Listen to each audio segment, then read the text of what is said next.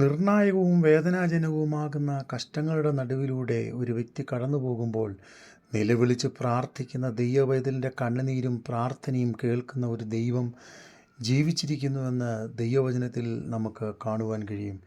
എൻ്റെ ജനത്തിൻ്റെ കഷ്ടത ഞാൻ കണ്ടു എന്നും അവരുടെ നിലവിളി ഞാൻ കേട്ടു എന്നും ദൈവവചനത്തിൽ പുറപ്പാട് പുസ്തകത്തിൽ എഴുതിയിരിക്കുന്നത് നമുക്ക് കാണുവാൻ കഴിയും.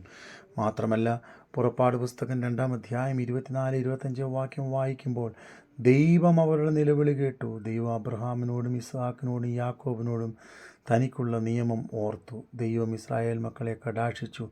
ദൈവം അവരെ അറിഞ്ഞു എന്ന് നമുക്ക് കാണുവാൻ കഴിയും. അതെ, ജോസഫിൻ്റെ കാലത്ത്, യാക്കോബിൻ്റെ കാലത്ത് വളരെ പ്രതിസന്ധി നിറഞ്ഞ ക്ഷാമം മിസ്രയീമിലും ചുറ്റുപാടുകളിലും ഉണ്ടാകുവാനിടയായിത്തീർന്നു. ക്ഷാമകാലം പരിപോഷിക്കപ്പെടുവാൻ ദൈവം ജോസഫിനെ അവിടെ ഉയർത്തുകയും നിലനിർത്തുകയും ചെയ്തത് ദൈവവചനത്തിൽ നമുക്ക് കാണുവാൻ കഴിയും. എന്നാൽ ചില നാളുകൾ കഴിഞ്ഞപ്പോൾ ജോസഫിനെ അറിയാത്ത ഫറവോന്മാർ രാജ്യത്ത് ഭരണം ഏറ്റെടുക്കുവാനിടയായി തീർന്നു. എന്നാൽ അതവർക്ക് പിന്നത്തേതിൽ കഷ്ടവും പ്രയാസവുമായി മാറി. ഇതുപോലെയാണ് ജീവിതത്തിൽ നമ്മുടെയും ഓരോ സാഹചര്യങ്ങളിലും പ്രതികൂലങ്ങളും അനർത്ഥങ്ങളും ഉയർന്നുയർന്നു വരും.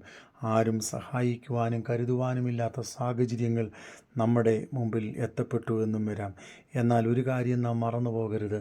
ദൈവസന്നിധിയിൽ ആത്മാർത്ഥതയോടും സത്യസന്ധതയോടും കൂടെ നിലവിളിക്കുകയും കരയുകയും ചെയ്താൽ ദൈവം നമ്മുടെ കണ്ണുനീര് കാണുകയും ദൈവം നമ്മുടെ നിലവിളി കേൾക്കുകയും ചെയ്യും.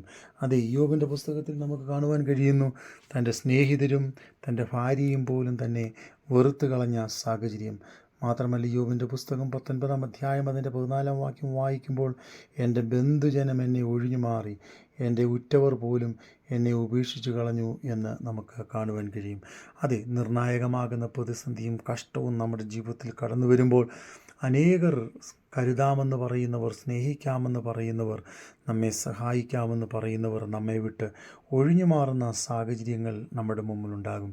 അതേ, വീട്ടുകാർ കൈവിടും, സ്നേഹിതർ മാറിടും, മാതാപിതാക്കളും ഒഴിഞ്ഞു പോകുന്ന മണിക്കൂറുകൾ നമുക്ക് മുൻപിൽ ഉണ്ടാകും. എന്നാൽ യോശുവയുടെ പുസ്തകം 1-ാം അധ്യായം അതിൻ്റെ 5-ാം വാക്യം വായിക്കുമ്പോൾ അവിടെ നമുക്ക് കാണുവാൻ കഴിയുന്നത്, ഞാൻ നിന്നെ കൈവിടുകയില്ല, ഉപേക്ഷിക്കുകയുമില്ല. മറ്റൊരു ഭാഗത്ത് പിന്നെയും കാണുന്നു, ഞാൻ നിൻ്റെ വായോട് കൂടെയിരിക്കും. അതെ, പിന്നെയും ദൈവവചനത്തിൽ നമുക്ക് കാണുവാൻ കഴിയുന്നത്, ഞാനോ ലോകാവസാനത്തോളം എല്ലാ നാളും നിങ്ങളോട് കൂടെയുണ്ട്. അതെ, നിർണായകമാകുന്ന പ്രതിസന്ധികൾ കടന്നു വരുമ്പോൾ മനുഷ്യർ വാക്കു പറഞ്ഞിട്ട് നമ്മുടെ അടുക്കൽ നിന്ന് മാറിപ്പോകും. എന്നാൽ ദൈവവചനം പറയുകയാണ്, ഞാനോ ലോകാവസാനത്തോളം എല്ലാ നാളും കൂടെയിരിക്കുന്ന ദൈവമാണ്. ഞാൻ നിന്നെ കൈവിടുകയില്ല, ഉപേക്ഷിക്കുകയുമില്ല. അതെ, നമ്മുടെ നിലവിളി കേട്ട് നമ്മുടെ പ്രശ്നങ്ങളെ കണ്ട് നമ്മൾക്ക് ഉദ്ധാരണവും നീക്കുപോക്കുകളും നൽകിത്തന്ന് നമ്മെ സഹായിപ്പാൻ കഴിവുള്ള ഒരു ദൈവം നമ്മോട് കൂടെയുണ്ട്. ആ ദൈവത്തിൻ്റെ മുമ്പിൽ നിറകണ്ണുകളോടെ നാം പ്രാർത്ഥിക്കുകയും കർത്താവിൻ്റെ സന്നിധിയിൽ നമ്മളുടെ വിഷയങ്ങൾ ഏറ്റുപറയുകയും ചെയ്താൽ തീർച്ചയായും നമ്മുടെ ജീവിതത്തിൻ്റെ എല്ലാ പ്രതിസന്ധികളുടെയും നടുവിൽ ഇറങ്ങി വന്ന് വിടുവിക്കുന്ന ഒരു വലിയവനാകുന്ന ദൈവത്തെ നമുക്ക് കാണുവാൻ കഴിയും. ആ ദൈവത്തെ നമുക്ക് യോഹന്നാൻ സ്നാപകനോടുള്ള ബന്ധത്തിൽ തിളപ്പിച്ച എണ്ണയിൽ വീണപ്പോൾ ആ ദൈവത്തിൻ്റെ സാന്നിധ്യം താൻ അനുഭവിച്ചതായി നമുക്ക് കാണുവാൻ കഴിയും.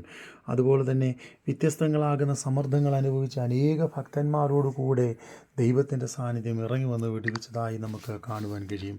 ഇന്നും ജീവിതത്തിൻ്റെ നിർണായകമാകുന്ന പ്രതിസന്ധികളിലൂടെ എന്നെ കേൾക്കുന്ന നമ്മളിൽ ആരെങ്കിലും കടന്നു പോകുന്നുവെങ്കിൽ ദൈവം നമുക്ക് വേണ്ടി ഇറങ്ങി വന്ന് വിടുവിപ്പാൻ സർവശക്തനാണ്. അതുകൊണ്ട് ദൈവസന്നിധിയിൽ നമുക്ക് നിലവിളിച്ച് പ്രാർത്ഥിക്കാം.